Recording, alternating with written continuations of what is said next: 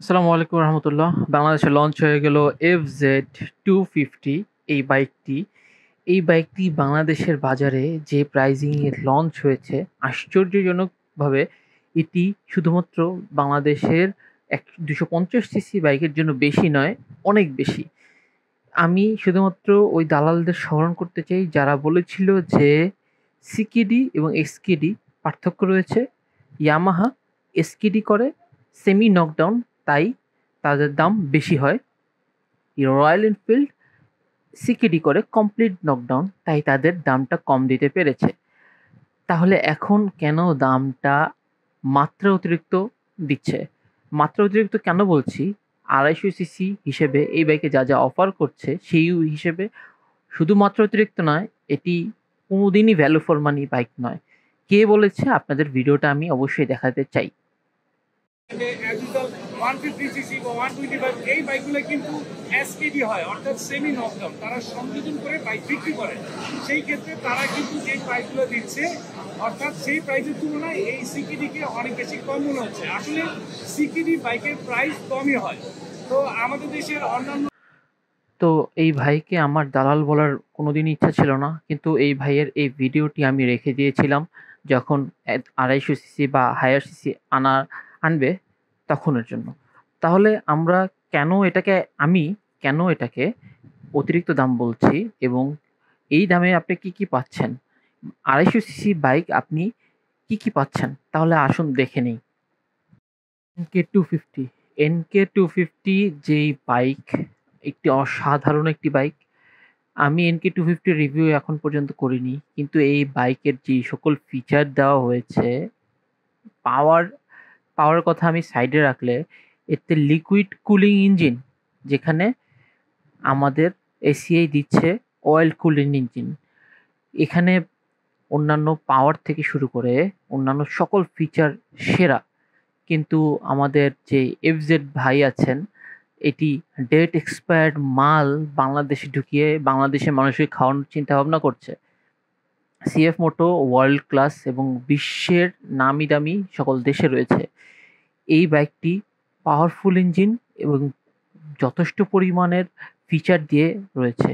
Metre console থেকে শুরু করে এই বাইকে যা যা রয়েছে আধুনিক ফিচার, কিন্তু ব্যাকডেটেড এবং ডিসকন্টিনিউ বাইক সিএফ মোটো বাংলাদেশে আনেনি। অন্যদিকে এই বাইকের প্রাইজিং অলমোস্ট ৳১,০০,০০০ পার্থক্য। NK250 প্রাইস বাংলাদেশে ধরা হয়েছে ৳৩,৪৮,০০০, যা অনেকটাই ১৫০ সিসির তুলনায়, ১৫০ সিসি ১৬০ সিসির তুলনায় রিজনেবল।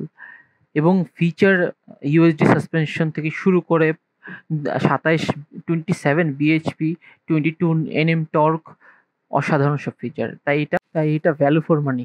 এবং আরেকটি বাইক রয়েছে যার নাম N250 বাজাজের থেকে। এটি মোর দ্যান প্রিমিয়াম এবং আমার কাছে মনে হয়েছে যে এই বাইকের ফিচারগুলো ৳৩,৪০,০০০ যে প্রাইজিং এ অনেক ভালো। পাওয়ার থেকে শুরু করে লুকস, অ্যাগ্রেসিভ লুকস এবং সাউন্ড অলসো। সো আমার কাছে মনে হয়েছে যে এই বাইকগুলো বাংলাদেশ বাজারে বেশ ভালো প্রাইজিং এ দিয়েছে। কিন্তু ইয়ামাহা, এসিআই কোম্পানি এবং তাদের দালাল YRC group member, paid group member অবশ্যই, তারা বাংলাদেশে এই বাইকটি বলছে কমফোর্ট, কমফোর্ট, কমফোর্ট, কমফোর্ট। আমার কথা হচ্ছে, ভাই কমফোর্ট দিয়ে কি করব যদি আমি হাইওয়েতে একটি পাওয়ার না পাই, একটি অ্যাক্সেলারেশন না পাই, কনফিডেন্স না পাই। বলছে আগের এফজেড এ পাওয়ারও কম ছিল, এতে পাওয়ার বেশি। আরে ভাই ২৫০ সিসি হইলে যে পাওয়ারটা এটলিস্ট তো 25 বিএইচপি দেওয়া উচিত ছিল। এখানে 20 বিএইচপি কিভাবে একটি পাওয়ারফুল বাইক হয়? তাও আবার যদি এটি অন্যান্য ২৫০ সিসির তুলনায় দিত, একই প্রাইস রাখতো অন্যান্য ২৫০ সিসি বিবেচনায়, তাহলে এখন দালালরা কি বলবে? এসকেডি, সিকেডি নাকি? সো এখন দালালদের কোনো কথা নেই আর। দালালরা এখন চুপ আছে। অন্যান্য যে ব্লগার থেকে শুরু করে যে সকল দালাল রয়েছে তারাও চুপ আছে। সো দিন শেষে দেখা গেল যে ইয়ামাহা আসলেই মানুষকে ঠকাচ্ছে এবং মানুষকে প্রতিনিয়ত বাস দিচ্ছে। এই ভিডিওটি বানানোর উদ্দেশ্যই হলো এটা। আপনাদের চোখে ধরিয়ে প্রমাণ করে দিতে যে ২০২০ সালে ডিসকন্টিনিউড হওয়া একটি মাল কিভাবে আমাদের খাওয়াবে। যদি আপনারা মনে করেন যে এত ভালো ভালো বাইক থাকতে, এত আপডেট বাইক থাকতে, সিএফ মোটো এবং NK250 এবং N250 এবং জিক্সার 250, জিক্সার 250 আমার কাছে অনেক অনেক সময় ভ্যালু ফর মানি লাগে না, 4 লক্ষ টাকার বাইক কোনোভাবেই না। তবুও যদি ওটা ইয়ামাহা থেকে কম রেখেছে, তা আপনাদের কাছে কি মনে হয় যে এটা ভ্যালু ফর মানি ডিল হবে? আমার কাছে কখনোই না।